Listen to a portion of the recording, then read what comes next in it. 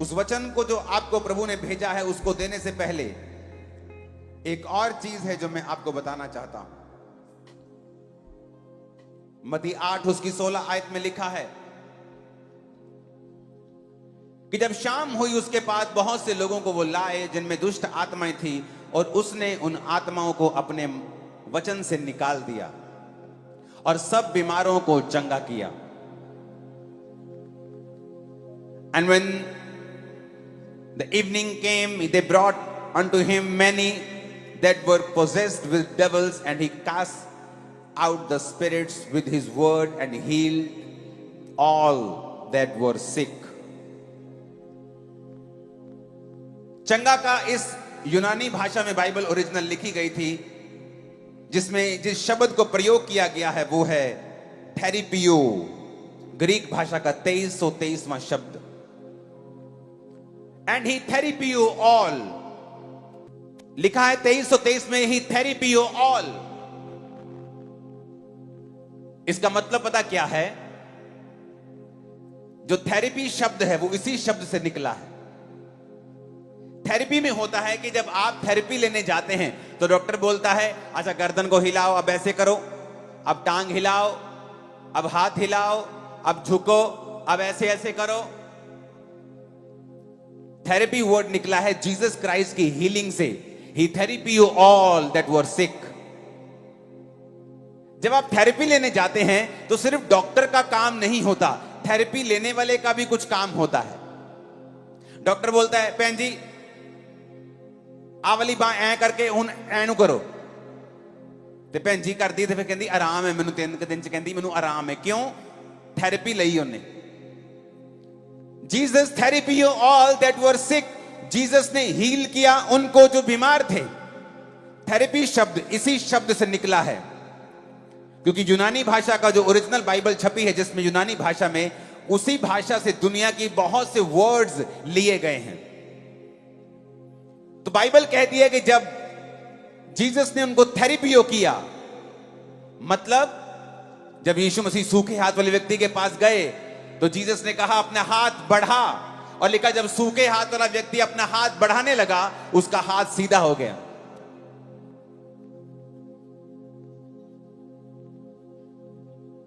इसका मतलब सिर्फ जीसस ने सब कुछ नहीं किया, उसका भी एक काम था कि जो कुछ जीसस क्राइस्ट कह रहे हैं मैं उसको फॉलो करूं। और जैसे ही उसने अपना सूखा हाथ बढ़ाया, बाइबल कहती है उसका हाथ सीधा हो गया, उसका हाथ भर गया और हील हो गया।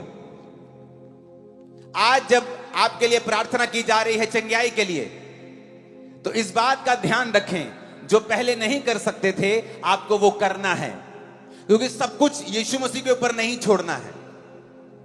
अगर आप देख नहीं सकते थे, वचन सुनने के दौरान ही अपने आप को चेक करें, परमेश्वर आपको आंखें देकर यहां से आज वापस भेजेगा। अगर आप सुन नहीं सकते, एक कान से बहरे हैं, 2 कान से बहरे हैं, आज मैं आपको यीशु मसीह की प्रेजेंस से बोल रहा हूं, जैसे ही आप ये वचन सुन रहे होंगे, चाहे आपको थोड़ा सुनाई दे रहा है या बिल्कुल सुनाई नहीं दे रहा, अगर आपको बिल्कुल सुनाई नहीं दे रहा है तो जो कोई आपके साथ आया है आपको इशारे से समझाए कि जब मैं वचन बता रहा हूं तो ये एक्सपेक्ट करे और कानों पे हाथ रख के सुनना शुरू करे।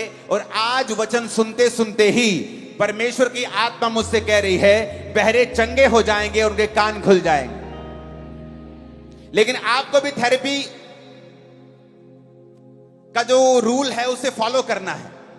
आप व्हील चेयर पे हैं और वचन सुन रहे हैं, और वचन सुनते सुनते आपको लग रहा है कि हाँ समथिंग इज हैपनिंग, कुछ मेरी बॉडी में हो रहा है, कुछ मेरी हड्डी में कुछ गर्माहट हो रही है। ए लड़के बैठ जा,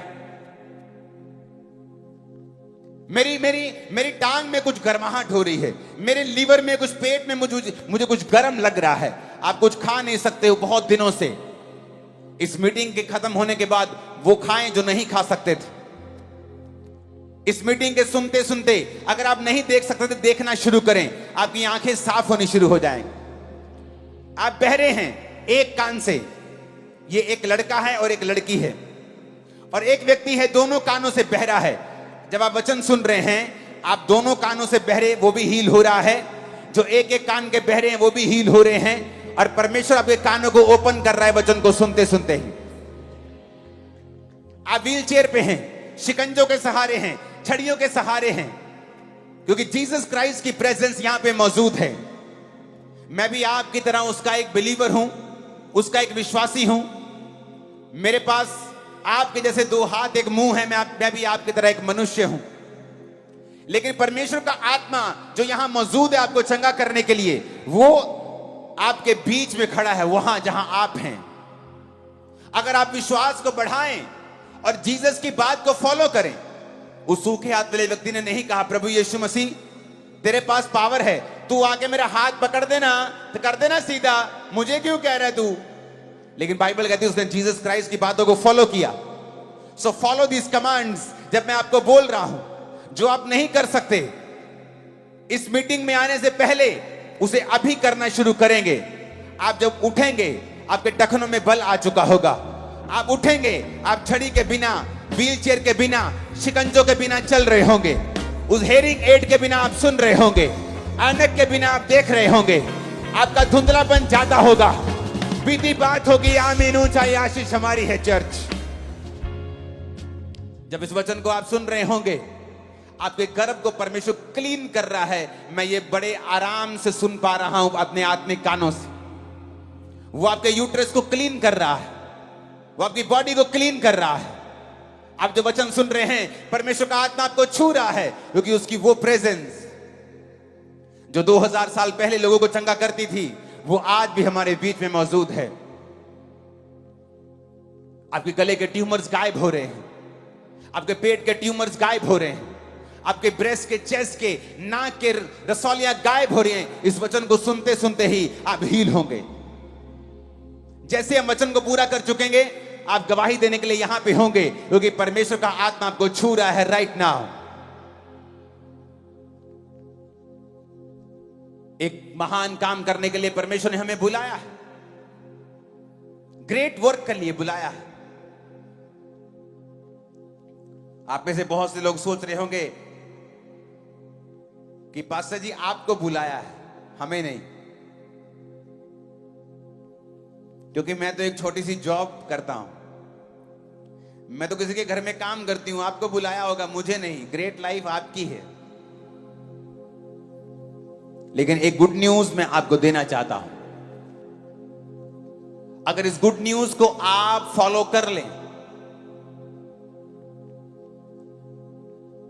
तो परमेश्वर किसी का भी पक्षपात नहीं करता है। एक घर में एक भाई बहुत अमीर हो जाता है, स्टार बन जाता है, और दूसरा भाई ऑर्डिनरी जीवन जीता है। उसके बाप को जाकर पूछो कि क्या आप ये चाहते हैं कि आपका एक बच्चा बहुत ही कामयाब हो और दूसरा बच्चा संघर्ष करे? वो कहेगा नहीं, मैं नहीं चाहता हूं। उसी तरह परमेश्वर भी नहीं चाहता है कि उसका एक विश्वासी संघर्ष करे और दूसरा विश्वासी बड़ा कामयाब हो। आज हम सब विश्वासी हैं, एक्चुअल में हम सभी विश्वासी हैं। मैं भी एक विश्वासी हूं, आप भी एक विश्वासी हैं। हमारी सबकी बुलाहट अलग है। मेरी प्रेरिताई की बुलाहट है, आपकी बुलाहट अलग है, पास्टरल बुलाहट अलग है, प्रोफेटिक बुलाहट अलग है। हर एक की बुलाहट अलग है, लेकिन एक्चुअल में हम सभी विश्वासी हैं और परमेश्वर के दास हैं। तो परमेश्वर ने आपको भी वैसे ही बुलाया है जैसा उसने उसको बुलाया है जो कामयाब हो चुका है।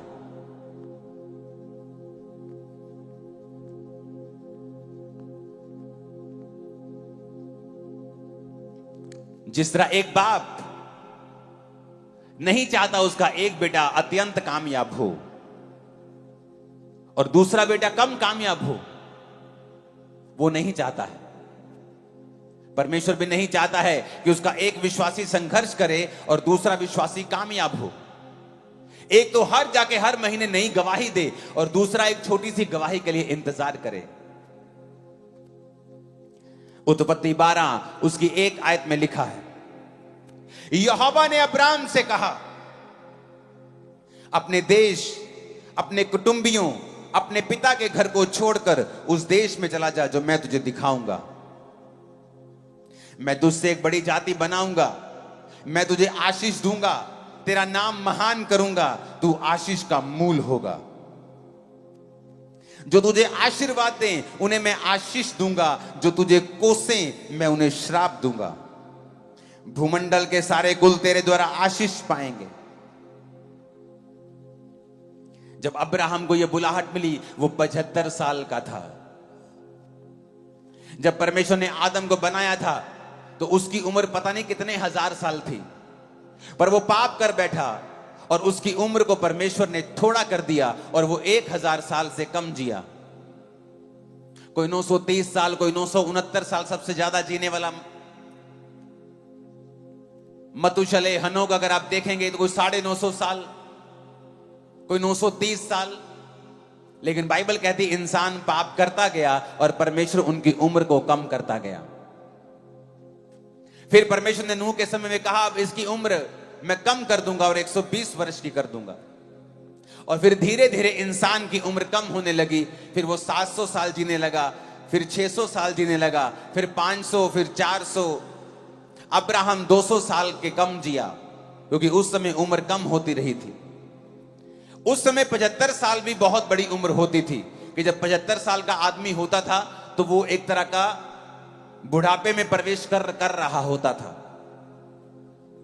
एक बूढ़ा आदमी जो 75 साल का है और उसकी पत्नी जो बांझ है, और अब्राहम उस देश से आता था जहां के लोग पैरों की लकीरों को देखकर भविष्य बताते थे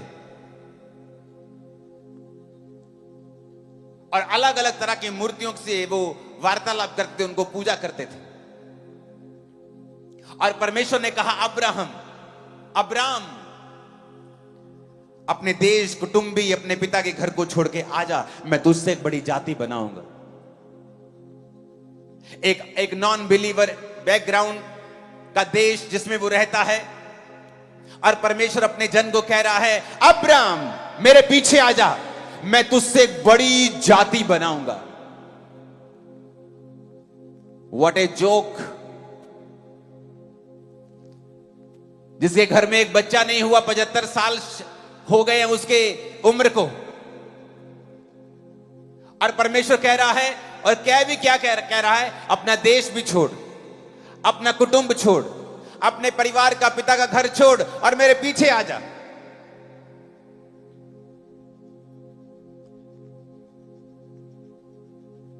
और मैं तुझसे एक बड़ी जाति बनाऊंगा।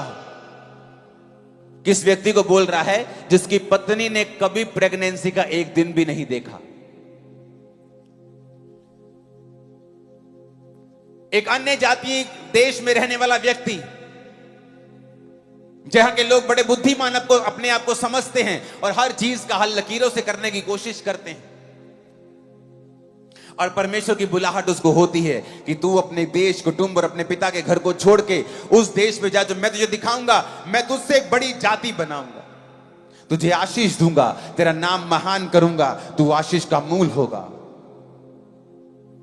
और वचन कहता है अब्राम निकल पड़ा। जब परमेश्वर ने कहा चला जा, परमेश्वर आपको बोल दे पंजाब को छोड़ दे, इंडिया को छोड़ दे, या अपने मोहल्ले को छोड़ दे, लेकिन कहां जाऊं? अब ये आवाज नहीं आई कि आप ग्रेट होना चाहते हैं, क्योंकि परमेश्वर के वचन के मुताबिक अब्राहम के वंश से प्रभु यीशु मसीह पैदा हुए हैं। और जो कोई आज प्रभु यीशु मसीह को कबूल करता है कि यीशु मसीह धर्म जात को बदलने के लिए नहीं आए, वो यीशु मसीह इतना छोटा नहीं है। वो यीशु मसीह इतना छोटा नहीं है कि इंसानों को धर्म में लड़ाए, वो इतना छोटा नहीं है। वो नया धर्म बनाने के लिए नहीं आया। उसने कहा मैं तुझे बुलाहट देता हूं। अगर यीशु मसीह को आप कबूल करते हैं, अपना उद्धार करता, अपने पापों को मानकर यीशु मसीह को अपनाते हैं, तो टेक्निकली आप अब्राहम के वंश से हो जाते हैं। और वही आशीष जो परमेश्वर ने अब्राहम को कही थी कि मैं तुझसे एक बड़ी जाति बनाऊंगा, मैं तेरा नाम महान करूंगा, तू ग्रेट होगा, तू आशीष का मूल होगा, राजा तेरे पास आया करेंगे।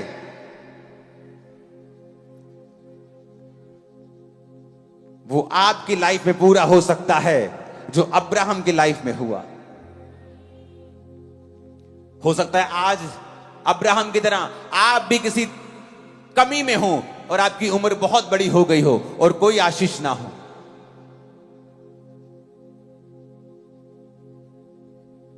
आपको ये बातें जोक लगे कि परमेश्वर मुझे इतना ग्रेट कर देगा कि पूरी दुनिया मेरी आशीष को जानेगी, आपको भी ये जोक लग सकता है,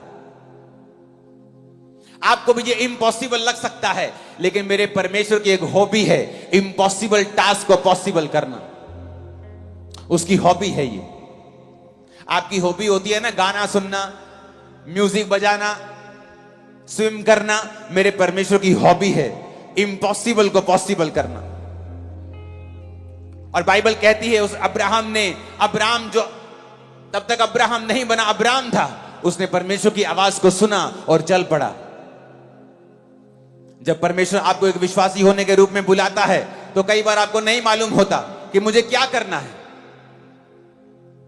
बस इतना मालूम होता है कि पास्टर ने कहा है कि गलत संगति नहीं करनी है, अब वचन पढ़ना है, अब परमेश्वर के घर आना है, बुरे दोस्तों को छोड़ देना है।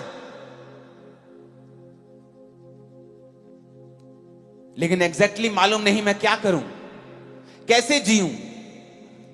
अब्राहम को यह तो मालूम था कि अपने पिता के घर को छोड़ना है, लेकिन जाना कहां है? क्योंकि उसे मालूम था कि परमेश्वर ने अगर मुझसे कहा है तो वो मुझे लेकर जाएगा। जब आप एक विश्वासी बन जाते हैं और परमेश्वर आपको अपना विश्वासी जीवन जीने के लिए बुलाता है तो उसकी एक बुलाहट है कि वो आपको ग्रेट लाइफ देना चाहता है। ऐसी ग्रेट लाइफ जो आपके पूरे खानदान में किसी ने नहीं देखी होगी, आपके परिवार में किसी ने नहीं देखी होगी, आपके जीवन में किसी ने नहीं देखी होगी। आपने भी इतना नहीं सोचा होगा जैसा जीवन परमेश्वर आपको देना चाहता है। क्या आप उसको फॉलो करने के लिए तैयार हैं? अपने पिता के घर को छोड़ना मुश्किल है।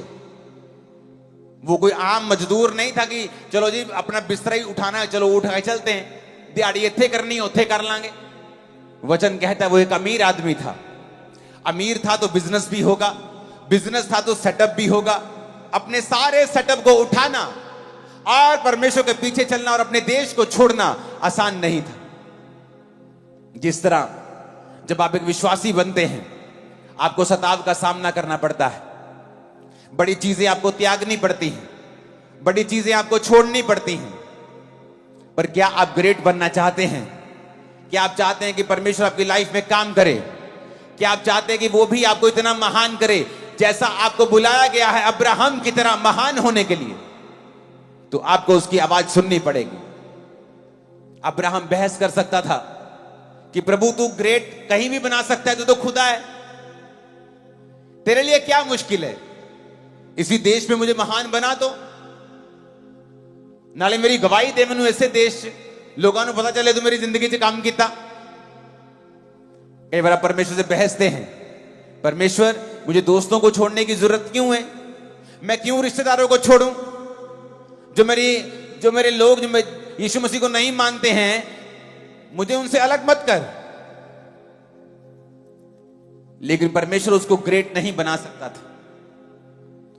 कई बार आप परमेश्वर की आवाज को सुन नहीं पाते हैं जब बहुत से नॉन बिलीवर्स दोस्त आपकी लाइफ में होते हैं। बहुत सी ऐसी चीजें जो बिब्लिकल नहीं हैं जब आपकी जिंदगी में होती हैं, परमेश्वर आपकी लाइफ में काम नहीं कर पाते हैं। जब कुम्हार घड़ा बनाता है तो वो मिट्टी से, उस मिट्टी को जो ग्राउंड में थी वो भी ग्राउंड की मिट्टी, पर अगर उसे घड़ा बनाना है, अलग बनाना है, तो उसे ग्राउंड से अलग करना पड़ता है। उसमें से वट्टे निकालने पड़ते हैं, अशुद्धियां निकालनी पड़ती हैं, घास फूस निकालना पड़ता है। जैसे जब परमेश्वर आपको दुनिया से अलग कर लेता है, फिर वो आपके अंदर से कमियां निकालता है। बेटा ये नहीं करना, ये नहीं करना, नशा नहीं करना है, ये नहीं खाना, ये नहीं पीना, वहां नहीं जाना। फिर वो आपको बैप्टाइज करता है, जिस तरह कुम्हार उस पानी के साथ मिट्टी को बैप्टाइज करता है, उसे बपतिस्मा देता है। फिर वो मिट्टी को गीला करके उसे मशीन पे रखता है और ठोकर मारता है बाहर से और अंदर से सहारा देता है। उसी तरह परमेश्वर आपकी लाइफ में करता है। एक तरफ से आपको परीक्षाएं देता है ताकि आपकी शेप आ सके, और दूसरी तरफ से आपको अंदर से सहारा दे के रखता है। कोई परीक्षा ऐसी नहीं होगी जो सहने से बाहर होगी।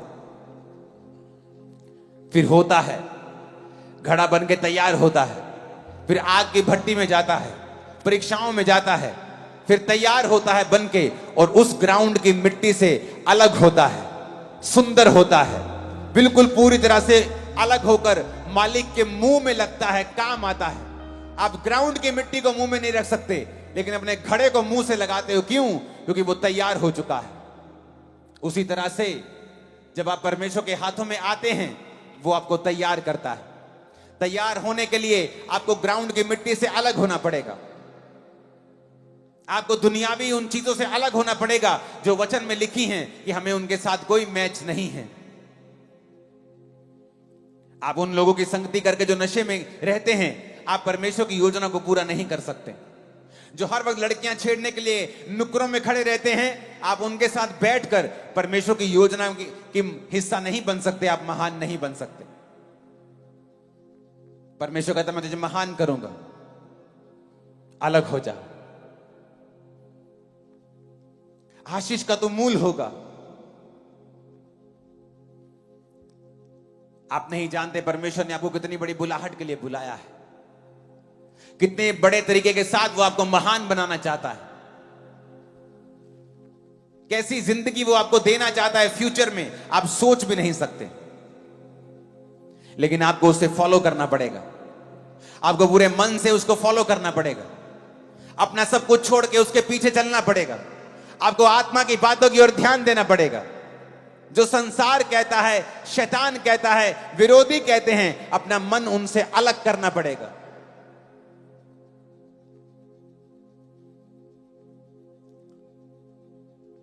जिन लोगों में वो रहता था वो बुद्धिमान लोग थे, बड़े तरह की बुद्धि लगाते थे, लेकिन परमेश्वर ने कहा तुझे उनसे अलग होना पड़ेगा।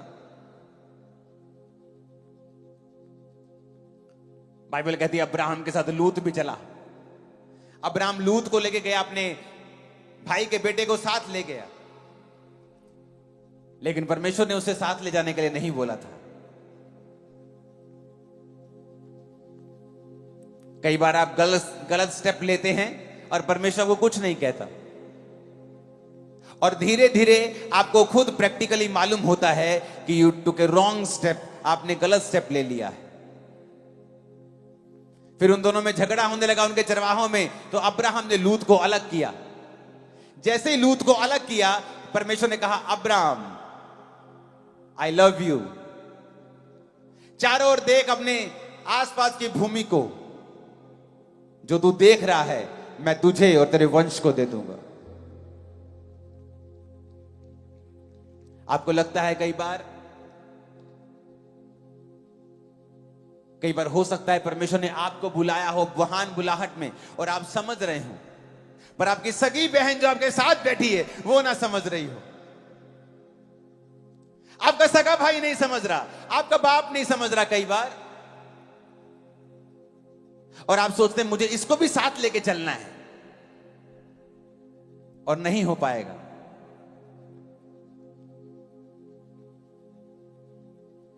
जब लूत अलग हुआ, परमेश्वर ने कहा देख अब ये सारी जमीन जो तू देख रहा है मैं तुझे और तेरे वंश को दे दूंगा।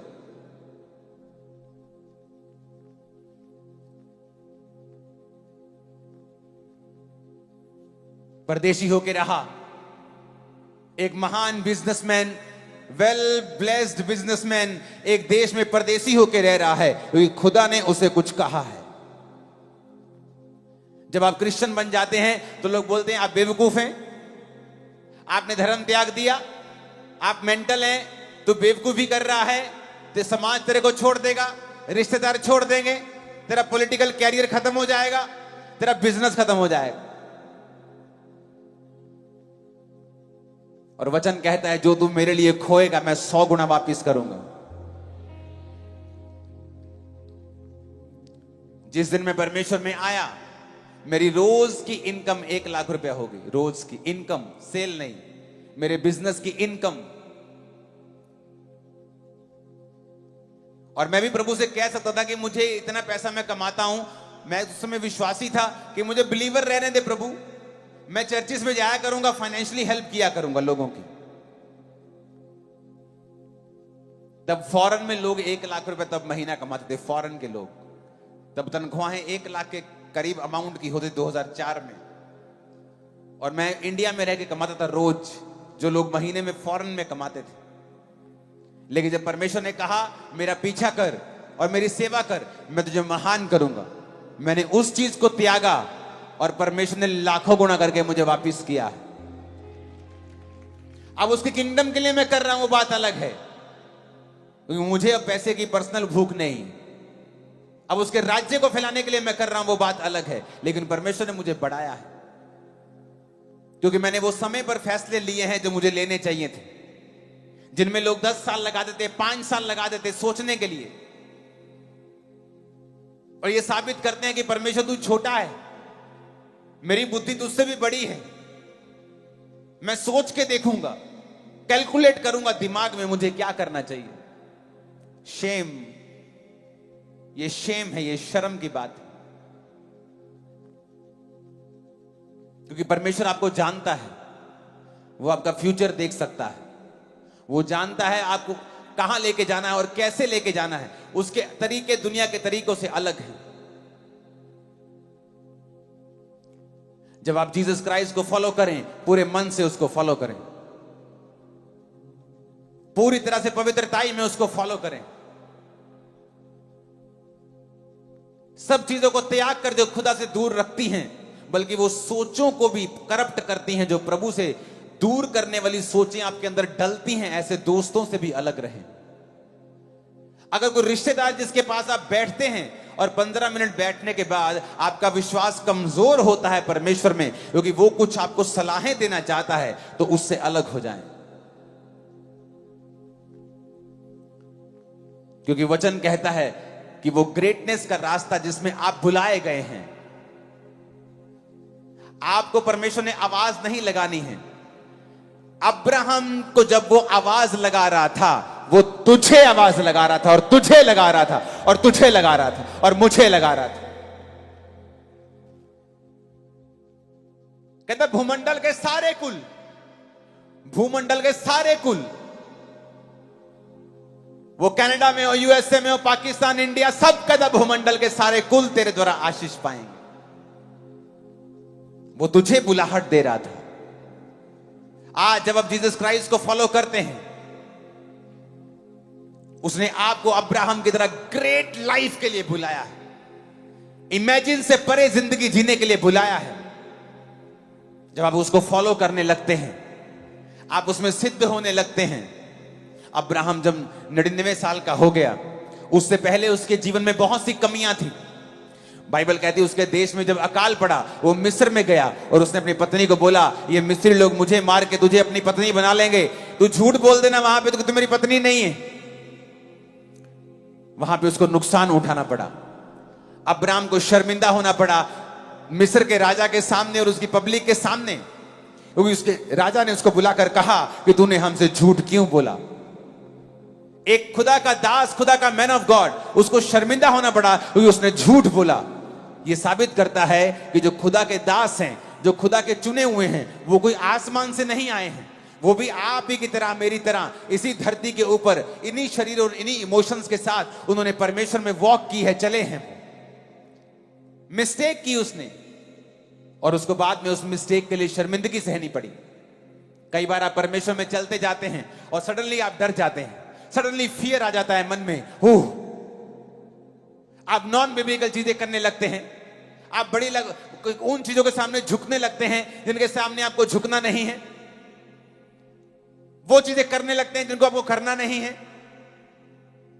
क्योंकि आपके मन में डर आ जाता है। और उसके बाद फिर शर्मिंदगी आती है। फिर परमेश्वर कहता है, तूने मेरे वचन के ऊपर भरोसा क्यों नहीं किया? मैंने तुझे ग्रेट होने के लिए बुलाया है, महान होने के लिए बुलाया है। इन लोगों की शक्ल को देखे मत डर, मेरी बुलाहट की ओर ध्यान दे, मेरी तरफ देखता जा, बस अपनी कमियों को दूर करता जा। परमेश्वर ने कहा, मैं तेरा निज वारिस जो होगा, तेरा निज पुत्र जो होगा, उसको ब्लेस करूंगा, लेकिन मेरी उपस्थिति में चलता जा और सिद्ध होता जा। बुलाहट के 24 साल पूरे होने के बाद परमेश्वर अब्राहम को फिर दर्शन देते हैं और बोलते हैं, अब्राहम मेरे बेटे, आई लव यू। हर बार परमेश्वर कहता है आई लव यू, लेकिन बंदा कहता है परमेश्वर लव यू तो ठीक है, लेकिन मेरी जिंदगी कब चेंज होगी? पास्टर भी बोलता है गॉड लव्स यू, तू भी कहता है आई लव यू, लेकिन लाइफ बदलेगी कब ये बता। परमेश्वर ने कहा, अब्राहम अब तेरा नाम अब्राहम होगा, तो बहुत सी जातियों का पिता होगा। तेरी वाइफ का नाम सारे नहीं सारा होगा, क्योंकि वो बहुत अनेकों राजकुमारों की माता होगी। अब्राहम बोलता था, परमेश्वर बस कर, अब बस कर, कितना बोलेगा तू? अब कितना वचन देगा मेरे को? कुछ किया तो है नहीं, बातें होती जा रही। लेकिन बाइबल कहती है अब्राहम ने विश्वास किया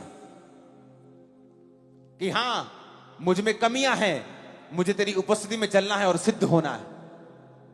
और वचन कहता है फिर परमेश्वर ने सारा को प्रेग्नेंट किया जब उसका मासिक धर्म बंद हो चुका था, जब अब्राहम बूढ़ा हो चुका था। उसे एक पुत्र दिया, उसका नाम इसहाक रखा गया, जो आज विश्वासियों का पिता कहलाता है। अब्राहम, इसहाक और याकूब के परमेश्वर पर बात करते हैं, मांगते हैं। उसने वो किया जो उसने कहा था। आप परमेश्वर में कई बार चलते हैं, आप डर जाते हैं। अब्राहम डर गया और मिस्र में जाके बोला अपनी पत्नी से, यहां पर मत बोलना तो मेरी पत्नी है। परमेश्वर ने कहा, तू क्यों डरा? क्यों फियर किया तूने? फाइनेंस का फियर, रिश्तेदारों का फियर, शैतान का डर, बीमारी का डर, क्यों डरा तू? क्या तू नहीं जानता तू महान बुलाहट से बुलाया गया है, बुलाई गई है? क्या तू नहीं जानता तू अब्राहम के वंश का है? क्या तू नहीं जानता वो सेम बुलाहट तेरे सिर के ऊपर है? क्यों डरा तू? सिद्ध होता जा, मेरी उपस्थिति में चल, रोज मेरे साथ बैठ, मेरे साथ समय बिता, मैं तेरे अंदर से ग्रेट लाइफ को निकाल के रख दूंगा। तेरे अंदर से वो निकलेगी। क्या किया मैंने अपनी लाइफ में? मैं कंप्यूटर इंजीनियर था। इंजीनियरिंग करने के बाद मैं इतना डिप्रेशन में चला गया कि मैं भांग की टिक्कियां खाकर अपने डिप्रेशन को दूर करने की कोशिश करता था। शराब पी के, महंगी से महंगी बियर पी के, सिगरेट्स पी के, नशे करके, मेडिकल नशा करके, खांसी की दवाइयां आती वो पीने से नशे होते, वो पी, कैप्सूल्स खाए, सब नशे किए डिप्रेशन से फ्री होने के लिए। मेंटली पागल हो गया। जिस दिन परमेश्वर में आया उस दिन मैं पूरी तरह से डिस्टर्ब हो चुका था। लोगों की ओर फेस करके मैं ताली तक नहीं बजा पाता था चर्च में। ऐसा क्या हो गया मेरी लाइफ में बदलाव जो मैं अब लाखों को प्रीच कर रहा हूं? क्योंकि मुझे परमेश्वर की आत्मा ने सिखाया, मेरी उपस्थिति में चलता जा और सिद्ध होता जा। रोज खुदावंद के साथ बैठता हूं मैं आज भी, तब भी, रोज, एवरीडे उसकी प्रेजेंस में बैठना नहीं भूलता हूं। आप लोग भूल जाते होंगे और आप नहीं समझ सकते कि परमेश्वर को जो आपकी ग्रेट लाइफ निकालनी है वो आपके अंदर से निकालनी है, बाहर से कुछ नहीं आना। अगर मुझे संतरे का पेड़ चाहिए तो मुझे संतरे का बीज लगाना पड़ेगा और उस बीज के अंदर से संतरा निकलेगा। बाहर से संतरे का पेड़ नहीं आएगा बना बनाया और वो बीज फल देगा, ऐसा नहीं है। मुझे संतरे का बीज संतरा देगा, आम का बीज आम देगा। तो परमेश्वर को आपकी लाइफ के अंदर से कुछ ब्लेसिंग को निकालने के लिए बाहर से नहीं पैदा करना है, उसको आपके अंदर से पैदा करना है। जब आदम को परमेश्वर ने बुलाया और आदम ने सब जानवरों के नाम रखे तो परमेश्वर ने कहा, यार मुझे कोई भी तेरे साथ मैच नहीं कर रहा। हाथी तुझसे ज्यादा बड़ा है, शेर थोड़ा सा अग्रेसिव है, तेरे साथ जचेगा नहीं, यार कोई मैच नहीं कर रहा। बाइबल कहती परमेश्वर ने आदम को गहरी नींद में सुलाकर उसी के अंदर से औरत को निकाला, उसकी पसली को निकालकर मांस भर दिया। इसका मतलब आपकी लाइफ में जो कुछ भी आपको चाहिए था ऑलरेडी वॉज इनसाइड यू, आपके अंदर था वो। अब परमेश्वर को आपके अंदर से ही हीलिंग निकालनी है, झरने आपके अंदर से जीवन जल के निकालने हैं, लेकिन वो आप उसको समय देंगे तो ना। समय तो टीवी पे जा रहा है, प्रोग्राम्स देखने हैं, इंटरनेट चलाना है, कौन क्या कमेंट कर रहा है, किसने कितने लाइक छोड़े हैं, मुझे तो वो चेक करना है, किसने कौन सा सूट डाला है, स्क्रोलिंग करनी है 1 घंटा। वो तेरे अंदर से ले रही है, डाल कुछ नहीं रही। The most stressed time of history of Mankind, जब से दुनिया बनी है, आज इस दुनिया में सबसे ज्यादा लोग मेंटली डिप्रेस्ड हैं। Its peak high because of social media, क्योंकि आपको हर वक्त आप कनेक्टेड हैं पूरी वर्ल्ड से, एवरी टाइम। पहले क्या था, आप हैं, आप टीवी पे आए, किसी ने गाली दी, टीवी पे दी, आपको सुनी नहीं। अब तो लोग कमेंट में आके आपको गाली निकालेंगे, आप देखेंगे, आप डिप्रेस हो जाएंगे। इसलिए मैं और मेरी वाइफ हम सोशल मीडिया पे नहीं है। हमारे प्रोग्राम सोशल मीडिया पे हैं, हम नहीं हैं। हम 24 घंटे आपको सोशल मीडिया पे दिखेंगे, लेकिन हम हैं नहीं सोशल मीडिया पे। मुझे नहीं देखना कौन क्या कहता है, मुझे यह देखना है खुदा मेरे बारे में क्या कहता है। आज दुनिया को स्ट्रेस है क्योंकि हर टाइम आप कनेक्टेड हैं। वो क्या कह रहे हैं, उसने लाइक मारा कि नहीं मारा, उसने मेरा स्टेटस देखा कि नहीं देखा, उसने देखा कि उसने मेरे को दिल भेजा कि नहीं भेजा। Every time you are stressed. लेकिन जैसे ही आप परमेश्वर की प्रेजेंस में बैठते हैं और आप समझ जाते हैं कि मेरे अंदर से परमेश्वर ने कहा था कि मैं जीवन जल के झरनों को बहा दूंगा, आओ उसकी प्रेजेंस में बैठें और खुदा से कहें, मुझे बना परमेश्वर ग्रेट जो तूने कहा था। एवरी डे 21 साल से मैं रोज कर रहा हूं, 21 years रोज खुदाबंद के प्रेजेंस में बैठता हूं। मुझे पता है मेरी महानता बाहर से नहीं आएगी, बाहर के सोर्स से नहीं आएगी। इतना बड़ा चर्च परमेश्वर ने खड़ा किया। इस संडे 25,000 चेयर थी चर्च में, और तब भी लोग सारे नीचे, ऐसा लगता है कि 80% लोग नीचे बैठे। कारण प्रेजेंस में बैठना रोज। उसने कहा मैं तुझे ग्रेट करूंगा। अगर तू पास्टर है, you will be a great pastor. तू अपोस्टल है, you will be a great apostle. तू डॉक्टर है, तू इंजीनियर है, तू बिजनेसमैन है, you will be a great businessman and a great believer too. तू महान विश्वासी और महान काम करेगा। लेकिन उस महानता को निकालने के लिए मुझे रोज उसके पास बैठना पड़ेगा। फोन त्याग के, टीवी त्याग के उसके पास बैठना पड़ेगा कि परमेश्वर, ये भुलाहट मेरी थी और आप लेट कर रहे हैं उसको। आपने घर में फोन लाए, सिम लाए, और आपने फोन रख दिया और सिम रख दिया। आपने ना फोन ऑन किया ना सिम ऑन किया।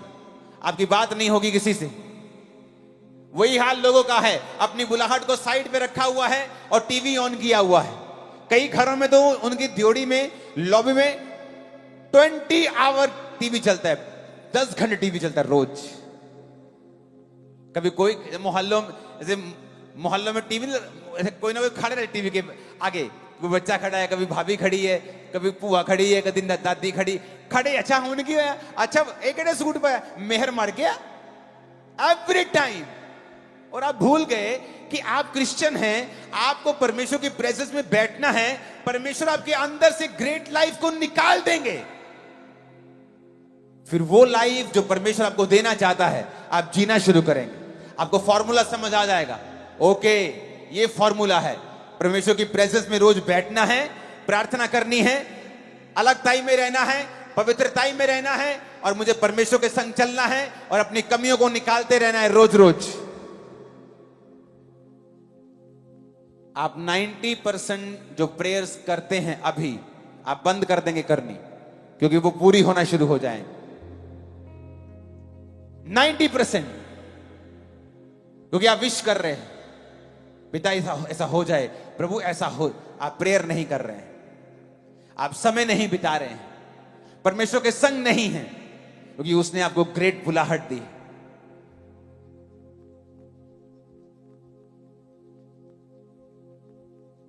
आपको डरना नहीं है। अब्राहम डरा और शर्मिंदा हुआ। आपको पेशेंस भी रखना है कि 24 साल बाद भी परमेश्वर कह रहा है, बेटे सिद्ध हो जा। ठीक है प्रभु। और वचन कहता है कि 24 साल बाद उसे यकीन हो गया था कि अब मेरा बेटा नहीं होगा, तब भी वो खुदा के साथ वफादार था। आपको 2 साल पता लग जाएगी आपको हीलिंग नहीं होगी, आप चर्च जाना बंद कर देते हैं, आप फास्टिंग बंद कर देते हैं। लेकिन अब्राहम को मालूम था कि अब नहीं होगा। उसने प्रभु से कहा भी कि इश्माइल तेरी दृष्टि में बना रहे, जो कि एक दासी का बेटा था जो उससे हुआ था, क्योंकि उसे मालूम था कि अब नहीं होगा। पर फिर भी वो खुदा के साथ वफादार था। वफादारी इज नॉट एवरीबॉडी गेम। सब वफादार नहीं रह पाते हैं। अब वफादार है हीलिंग से, डिलीवरेंस से, बरकतों से। जब ये नहीं आती फिर अब वफादार नहीं। अलीशिबा बांझ थी, बुढ़ापे तक कोई बेटा नहीं, बच्चा नहीं था। उसका पति तभी भी उस लाइन में खड़ा था जहां चिट्ठी डलनी थी कि कौन आज परमेश्वर के घर में जाके सारे रीति रिवाज करेगा। बिना आशीष के वो वहां खड़ा था। वो सोचता मुझे क्या जरूरत है यहां खड़े होने की, सेवा करने की। मेरे घर में कौन सा परमेश्वर ने बच्चा दिया है। मुझे, मैं जाऊंगा चर्च में शर्मिंदा होऊंगा, लोग पूछेंगे हाँ जी आपकी उम्र जी 80 साल 90 साल हो गई, अभी तक नहीं हुआ ना, फिर चलो कोई गल नहीं यार, लोग मुझसे बात करेंगे, मैंने जाना नहीं परमेश्वर के घर में। पर वचन कहता वो वहां मौजूद था। वो चंगा करे ना करे वो आपका परमेश्वर है, ब्लेस करे ना करे वो आपका और मेरा परमेश्वर है। आमीन ऊंचे वाला चाहिए चर्च। वफादार था अब्राहम। ग्रेट बनना है तो सब कुछ छोड़ के उसके पीछे हो जाओ। ग्रेट बनना है, उसने तुम्हें भिखारियों वाली लाइफ नहीं दी। रोने के लिए नहीं बुलाया तुमको, डिप्रेस होने के लिए अपने पास नहीं बुलाया, संघर्ष करने के लिए बिल्कुल नहीं बुलाया उसने तुम्हें अपने पास। अगर तुम्हें ब्लेस लेनी है, ब्लेसिंग लेनी है, तो तुम्हें एक काम करना पड़ेगा, सब कुछ छोड़ के खुदा के पीछे होना पड़ेगा। अपनी बुद्धि का त्याग करके परमेश्वर की बुद्धि को अपनाना पड़ेगा। अपना दिमाग, अपनी सेंसेस घर पे रखे, आपको परमेश्वर के वचन के पीछे चलना पड़ेगा। कुछ समय तक आप नॉनसेंस लग सकते हैं, फिर आपको डरना नहीं है जिस तरह अब्राहम डरा और फिर शर्मिंदा हुआ। फिर आपको सिद्ध होना है जिस तरह वो रोज परमेश्वर की उपस्थिति में, प्रभु ने कहा चल और सिद्ध होता जा। रोज उसकी हुजूरी में बैठना है, रोज प्रार्थना करनी है, रोज बाइबल पढ़नी है, हर हफ्ते रोजा रखना है, वफादार रहना है।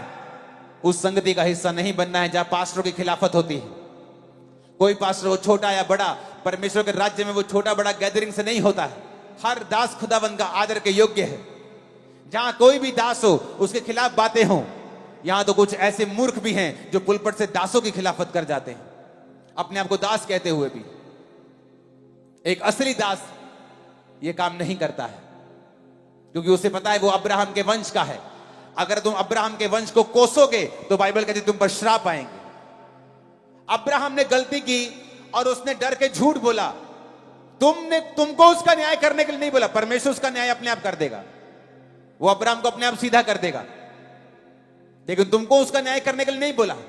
मूसा ने गलती की, वचन कहता है, और मरियम और हारून को परमेश्वर ने कोड़ी कर दिया। उसने कहा उसने गलती की, मैं सीधा करूंगा, तुम्हारा काम नहीं बोलने का। जबकि वो भी प्रॉफिट्स थे, वो भी नबिया थी, हारून एक नबी था।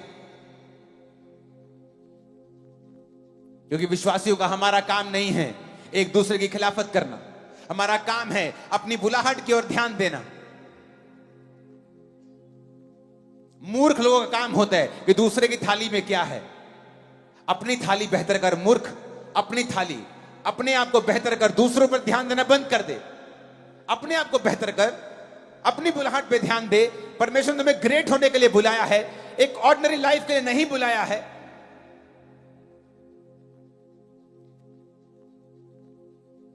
जब आप ऐसी बातों को करना शुरू कर देंगे, आप नोटिस करेंगे आपकी लाइफ में चेंज आना शुरू हो चुका है। नोटिसेबल चेंज, नोटिस होगा चेंज। आपको मालूम होगा कि फाइनेंस में, मेरे बिजनेस में, मेरी जॉब में कुछ फर्क है, मेरी फैमिली में फर्क है, मेरे माइंड में, मेरी स्पिरिट में फर्क है। वो फर्क नहीं है, वो शुरुआत है। वो मुट्ठी भर बादल है, जल्दी काली घटाओं में बदल जाएगा इन जीसस नेम। आमीन। साथ चाहिए और बड़े चाहिए चर्च।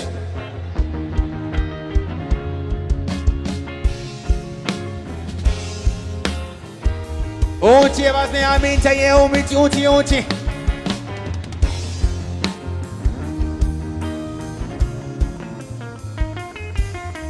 Hallelujah, hallelujah. आप ग्रेट होना चाहते हैं, it is possible. That's good news for you. आपके लिए एक खुशखबरी है, आप बन सकते हैं। आप बुलाए गए हैं स्टेप्स फॉलो करने हैं। अलग हो जाना है उस सब चीज से जो आपको जोड़ी रखती है पुरानी जिंदगी के साथ। वो लोग हो सकते हैं, आदतें हो सकती हैं, पाप हो सकता है, उसे त्यागना है, परमेश्वर का पीछा करना है, चलना है वचन के साथ। सेंस कुछ कहे, लोग कुछ कहें, वही करना है जो वचन कहता है, जो कुछ समय के लिए नॉनसेंस लग सकता है।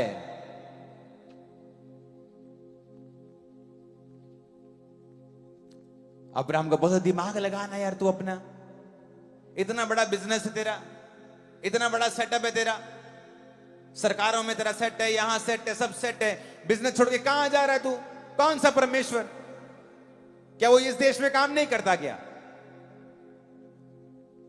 तुझे घर छोड़ के क्यों जाना है? पिता के घर को छोड़ के क्यों जाना है तुझे? सेंस ज्यादा यूज करोगे तो परमेश्वर को मिस कर दोगे।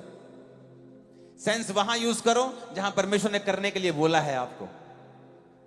लेकिन जब परमेश्वर का वचन आता है तो उसने कहा है मुझे फॉलो कर, फॉलो मी।